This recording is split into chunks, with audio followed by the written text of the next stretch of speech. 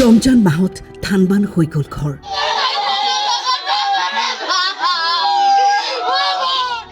হায়দৰাবাদত খুৰছিদ আলমৰ কৰুণ ঘটনা।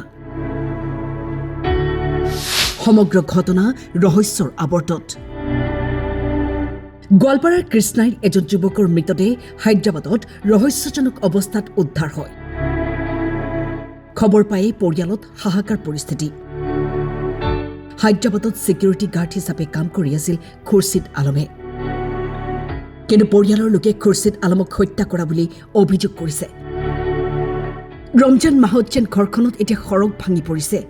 আজি আমি ৰাতিপুৱা এটা খুব দুখৰ খবৰ পালোঁ যে আমাৰ কৃষ্ণাই অঞ্চলৰে এজন ল'ৰা খুৰছিদ আলম ল'ৰাজন তেওঁ হায়দৰাবাদত কাম কৰিবলৈ গৈছিল। কিন্তু হঠাৎ যোৱাকালি ৰাতিৰ পৰা খুৰছিদ আলম নিৰুদ্দেশ হৈ আছিল আৰু আজি ৰাতিপুৱা 5টামান সময়ত তেওঁক তেওঁৰ পোৱা গৈছে আৰু তেওঁক হেৰি অৱস্থাত পোৱা গৈছে। কিন্তু তেওঁৰ লগৰ যিসকল ল'ৰা আছিল তেওঁলোকে সন্দেহ প্ৰকাশ কৰিছে যে এটা কোনোবাই খোৱা বুলি। গতিকে আমিও যিহেতু দূৰত আছোঁ, অসমতে আছোঁ, আমি গম নাপাওঁ বিশেষ ডিটেইলছখিনি পাম নিশ্চয়। কিন্তু কথা হয় এটা দুখৰ বিষয় যে দুৰ্ভাগ্যজনক যে আজি বহিৰাজ্যত আজি অসমৰ শ্ৰমিক, অসমৰ যুৱক, অসমৰ ছাত্ৰ ছাত্ৰী কিন্তু সুৰক্ষিত নহয়। ইতিমধ্যে পৰিয়ালৰ লোকে আৰক্ষীক অৱগত কৰি এজাহাৰ দাখিল কৰিছে। বাৰে বাৰে সংঘটিত হৈছে এনে ঘটনা।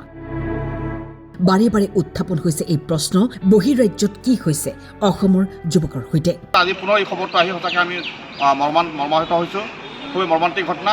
আমি এই ল'ৰাজনৰ আত্মা চিৰশান্তি কামনা কৰিছোঁ। লগতে গোৱালপাৰা জিলা প্ৰশাসন দাবী জনাইছোঁ যে অতি শীঘ্ৰে ল'ৰাজনক তেওঁৰ ঘৰত যাতে চমজাই দিয়ে, লৈ আহি সম্পূৰ্ণ চৰকাৰী খৰচ পাতি যাতে আনি তেওঁক ঘৰত চমজাই দিয়ে আৰু ইয়াৰ লগতে এই ক্ষেত্ৰত তদন্ত কৰিব লাগিব। তদন্ত কৰি কোন দোষী হয়, দোষীক কাৰ্য কৰি উপযুক্ত শাস্তি প্ৰদান কৰাৰ দাবী জনাইছোঁ। আৰু যিহেতু ল'ৰাজন কৰ্মৰত অৱস্থাত আছিল, সেইকাৰণে কাৰণ তেওঁলোকৰ ঘৰৰ উপাৰ্জনকাৰী তেওঁ এজন আছিল, গতিকে তেওঁলোকৰ ঘৰত যাতে এটা উপযুক্ত ক্ষতিপূৰণ দিয়ে, তেওঁৰ দেউতাক বা মাকক দিয়ে পৰিয়ালক দিয়ে, তাৰ কাৰণে উপযুক্ত ক্ষতিপূৰণ প্ৰদান কৰাক আমি অসম চৰকাৰৰ দাবী জনাইছোঁ।